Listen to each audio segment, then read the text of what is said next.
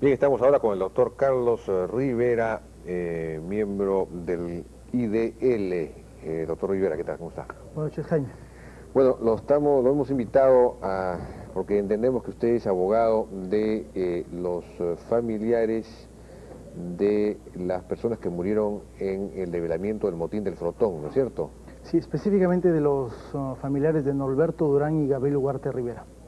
Y que ellos acudieron, entiendo, a la Corte Interamericana. Así es, ellos acudieron a la Corte y la Corte, como consecuencia de la denuncia que presenta la Comisión, en agosto del año 2000 emitió una sentencia, que es justamente la sentencia que está en proceso de cumplimiento aquí en el Perú, ¿no? Y es esta la sentencia que, entre otras cosas, establece que debe investigarse los hechos y juzgarse. Es decir, deben abrirse procesos para responsabilizar a valga la redundancia, a los responsables de las muertes, digamos. Así es, Jaime. La sentencia de agosto del año 2000, que es la sentencia de fondo sobre el caso Durán y Ugarte, lo que declara son básicamente tres cosas fundamentales. La primera es que el Estado peruano es responsable de la violación a la Convención Interamericana sobre Derechos Humanos en agravio de Norberto Durán y Gabriel Ugarte, porque esas personas desde el 19 de junio del año 86 hasta la fecha permanecen en condición de desaparecidos. En segundo lugar, señala que el Estado peruano es responsable de investigar los hechos y de sancionar a todos los responsables. Y en tercer lugar, que el Estado peruano es responsable de indemnizar integralmente a los familiares de las víctimas en este caso, ¿no? Que son los padres de Norberto Durán y a la hermana de Gabriel Ugarte, ¿no? Ahora, en el caso de los marinos, de los militares que ingresaron al frontón y develaron el motín, la defensa de ellos ha señalado que ellos ya fueron juzgados por el Foro Militar, de modo tal que eso ya es una cosa juzgada y por lo tanto no se podría volverlos a juzgar. Ese es un argumento que parece muy correcto. Formalmente correcto, ¿no? Formalmente correcto, que creo que es lo que el mundo cabría... del derecho es el mundo de la formalidad. Pero también estamos en un caso en el que no solamente la formalidad debe ser cumplida y debe ser exigida, sino también algunos asuntos mucho más esenciales que eso, ¿no?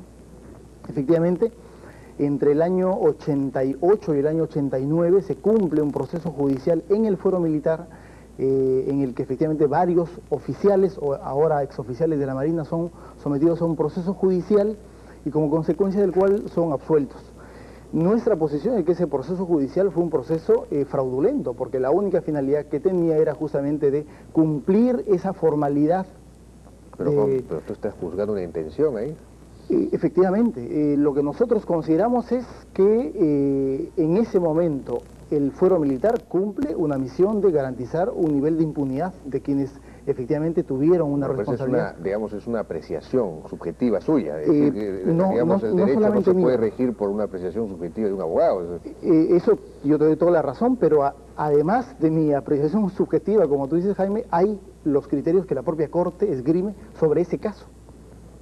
Y específicamente déjame leer un par de líneas de la sentencia de fondo del caso Durán y Ugarte, que dice: los actos que llevaron a este desenlace no pueden ser considerados delitos militares. Está hablando de la actuación de los marinos en el frontón, sino delitos comunes, por lo que la investigación y sanción de los mismos debió haber recaído en la justicia ordinaria, independientemente que los supuestos autores hubiesen sido militares o no. Sí, la Corte Interamericana ya se pronunció sobre ese tema, que ahora aparece como un asunto... Pero de acuerdo al Código de Justicia Militar, cuando se producen muertes o hechos que puedan ser juzgados como delitos en una acción armada, en un conflicto, en una acción de guerra, entonces eso sí es visto, sí es competencia del Fuero Militar. No necesariamente, necesariamente, eso es lo que establece aquí hay dos ámbitos que poder develar. Lo primero es qué normatividad rige un enfrentamiento armado. Un enfrentamiento armado entre dos partes, sean internacionales o nacionales, se rige por el derecho internacional humanitario, que podría aplicarse en esta situación, si es que se reclama que ha habido un enfrentamiento armado. Pero la aplicación del derecho internacional humanitario no exime o no prohíbe la aplicación del derecho nacional, que en este caso sería el Código Penal. Eso es lo primero. Lo segundo es que... Tenemos el Código de Justicia Militar.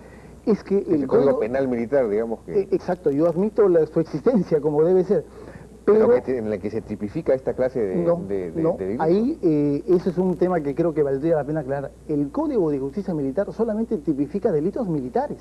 El homicidio, la tortura, la desaparición, nadie puede asegurar que son delitos militares. Porque los delitos militares, Pero, los que deberían ser juzgados... En la medida que ocurren durante o posteriormente a un hecho armado, sí caen dentro de la competencia militar según el Código de Justicia Militar. Eso lo he leído yo con toda claridad. No, Jaime, ahí hay un tema que creo que valdría la pena aclarar. El Código de Justicia Militar tipifica los delitos estrictamente militares, los que afectan de manera fundamental a las Fuerzas Armadas. Un delito de homicidio, un delito de tortura o un delito de desaparición, como el caso de los Durán y Ugarte, no se encuentra en ningún artículo del Código de Justicia Militar tipificado. Y tampoco se puede alegar que eso es un acto de combate, es decir, el ejecutar a una persona, el desaparecer a una persona no es un acto de combate, no puede ser denominado un acto de guerra. Los propios convenios internacionales de Ginebra lo sancionan a pesar de que es el derecho que rige la guerra. Pero en este hecho hubo, en este develamiento del motín hubo un enfrentamiento, murieron 3 o 4 marinos, no solamente 3 marinos. 3 marinos, ¿no es cierto? Hubo varios, como 20 heridos del lado de los marinos. O sea que hubo un enfrentamiento que culminó en una suerte de bombardeo, una cosa así, entonces murieron mucha gente, pero hubo un enfrentamiento. ¿Por qué se dice que ha habido ejecuciones? Porque lo señala el informe Ames de manera textual en base a testimonios que durante la existencia de la Comisión Ames se recogieron, y también lo señalan algunos testimonios que ahora están en manos de la Comisión de la Verdad, en el sentido de que luego de concluido el operativo militar, es decir, estamos en el tiempo colocándonos en la tarde del 19 de junio del año 86, el operativo militar, después de día y medio de ejercicio de la fuerza militar, había culminado, habían personas rendidas, y los testigos aseguran que en ese momento es que se ejecutan personas. Es decir, ya no estamos hablando del momento del combate militar. Los testigos son los propios senderistas. Creo que aquí cabe que las personas que estuvieron recluidas en ese pabellón, en el famoso pabellón azul, tengan la condición de testigos, que no solamente eran senderistas, sino personas que también tenían la condición de inocentes. Muchos de ellos fueron finalmente absueltos. Durán y Ugarte, un año después de ser desaparecidos, fueron declarados absueltos por el Sexto Tribunal Correccional de Lima. Es decir, había gente inocente en ese pabellón azul. Es decir, el sistema de justicia penal peruano no ha sido eficaz ni aplicado las normas del debido proceso durante los últimos 20 años. ¿Qué sentido tendría ejecutar a algunos y no a otros? Porque hubo 30 sobrevivientes de los presos. Aproximadamente 30 sobrevivientes. 30 sobrevivientes. Entonces, ¿por qué ejecutan a unos y dejan vivos a 30? ¿No? ¿Qué sentido tiene eso? Claro, pero creo que eso tendría que ser materia de la investigación. Y esa versión tendría que darla los oficiales de la Marina que participaron en el develamiento y que estuvieron presentes hasta el momento de la culminación del operativo militar. Lo que dicen es que ya pues, hubo un juicio, ya fueron juzgados y fueron absueltos. Es decir, reabrir esto es un poco... Más bien lo que dice el abogado de los marinos es que puede haber otros responsables y que la Corte se está refiriendo a los responsables que no hayan sido juzgados. No, Jaime, como te darás cuenta... Los responsables políticos, en fin. Y tu teleaudiencia también se dará cuenta que a lo que se está haciendo referencia la Corte es al conjunto de responsables. Los responsables civiles, es decir, estamos hablando del expresidente García, de sus exministros, de sus exviceministros, de muchos exfuncionarios públicos, pero también de efectivos militares que participaron en el develamiento del motín.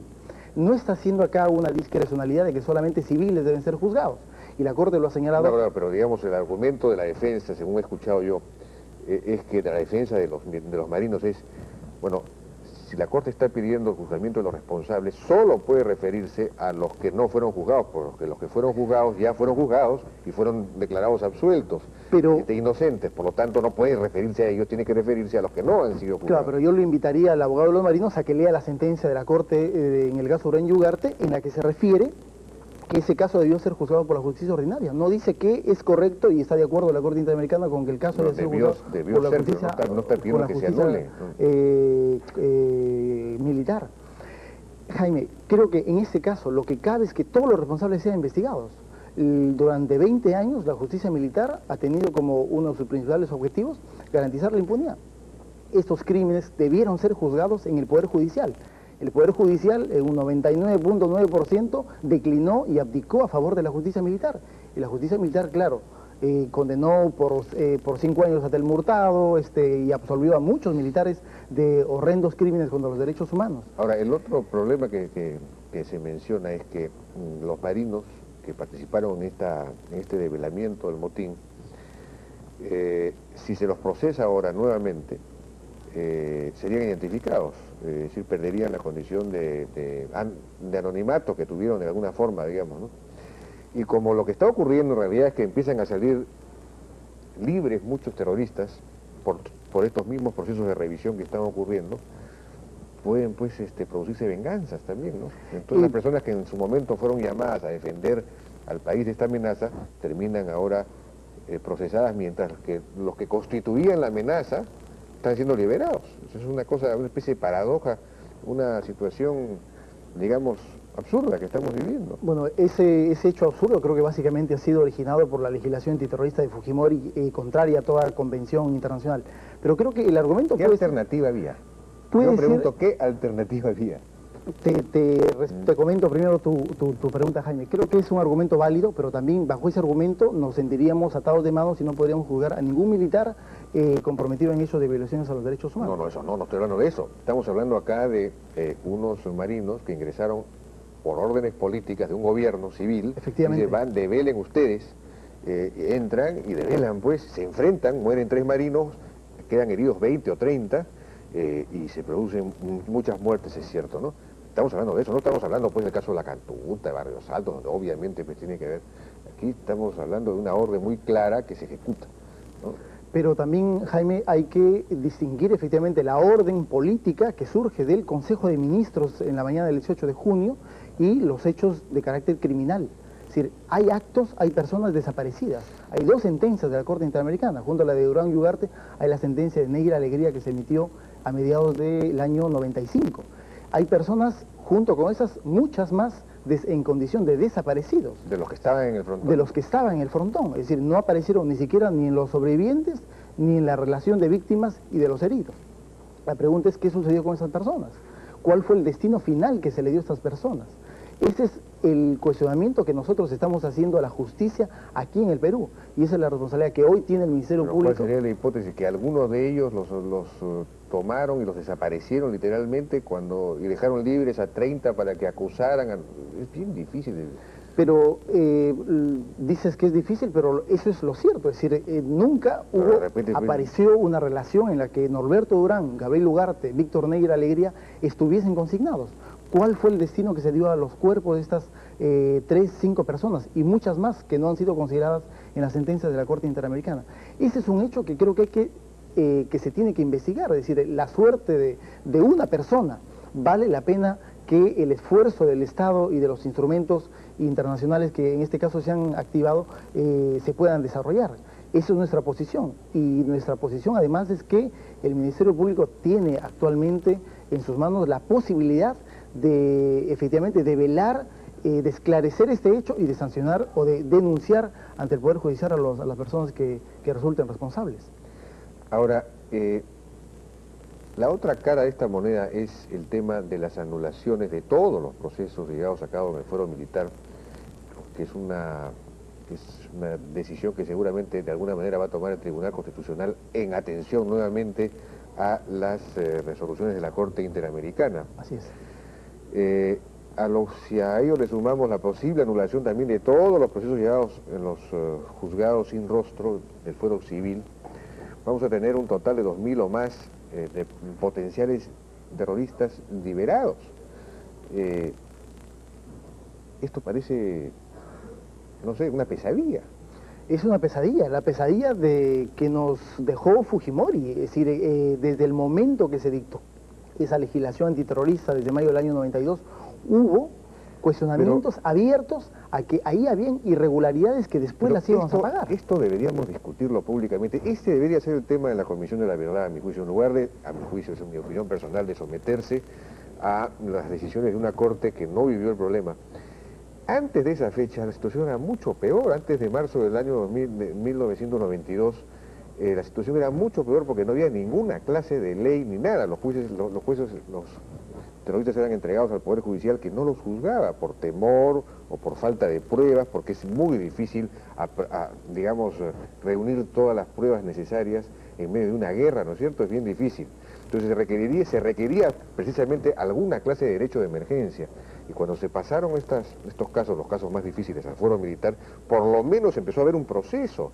Se evitaron así muchas ejecuciones extrajudiciales que antes ocurrían porque el problema no era resuelto por la justicia. Entonces, desde ese punto de vista, en ese momento fue un avance. Claro, ahora mirado con estos ojos actuales, uno puede decir, eso fue terrible, pero fue un avance, fue una situación desde el punto de vista de los derechos humanos mismos, mucho mejor que lo que había antes. Entonces, hay que juzgar las cosas en su contexto histórico, uno no puede, ¿no?, abstraerse. Eso es lo que pasa, eso es lo que deberíamos discutir los peruanos, creo yo, y no cumplir como si fuéramos soldados rasos órdenes que vienen de un mundo celestial. Jaime, en parte yo coincido contigo, es decir, hubo un cambio de estrategia contrasubversiva a partir del año 91-92, pero también es cierto que no era necesario dar un bandazo como que se dio durante la legislación, con la promulgación de la legislación antiterrorista. Era cuestionable la acción del Poder Judicial, la actividad y cómo el Poder Judicial encaraba ese tipo de procesos. Pero nos fuimos al otro lado, al lado de la arbitrariedad absoluta. Absoluta, ¿no? Pues Estamos en una situación en la que recién la Corte haya señalado las irregularidades que se han cometido en la legislación antiterrorista. Los organismos de derechos humanos desde el año 92 hemos venido señalando que esa legislación tenía serias deficiencias, vicios de carácter procesal, legal, penal. Pero la legislación anterior, que sí estaba de acuerdo a todas las normas del derecho internacional, la legislación penal propiamente dicha, común, no servía. Entonces había que buscar una fórmula de emergencia. Ahora, quizás se fue un poquito más allá, pero esa fórmula fue mejor que lo que una ejecución extrajudicial, no, que era la ley que imperaba. La ley que imperaba era la ley de la ejecución extrajudicial, de la desaparición. Esa era la que imperaba. Eso fue resuelto por un tribunal militar. ¿Eso no es un avance?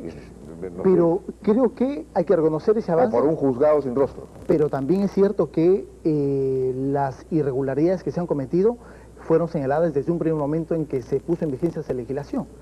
Y la comisión de una serie de irregularidades y de violaciones al debido proceso, tanto en el Poder Judicial, en los juicios, en los tribunales sin rostro, como en el fuero militar, fueron advertidas oportunamente. El hecho es de que se condenó ciertamente terroristas, pero también se condenó a cientos o tal vez miles de personas inocentes. Es por eso que se producen las denuncias ante el sistema interamericano, y el sistema interamericano muchos años después asume este tipo de casos. Pero muchos de estos inocentes han sido finalmente indultados, liberados por la famosa comisión de indultos, sí, pues, ¿cierto? O sea que, digamos, también se encontró una manera de resolver el problema.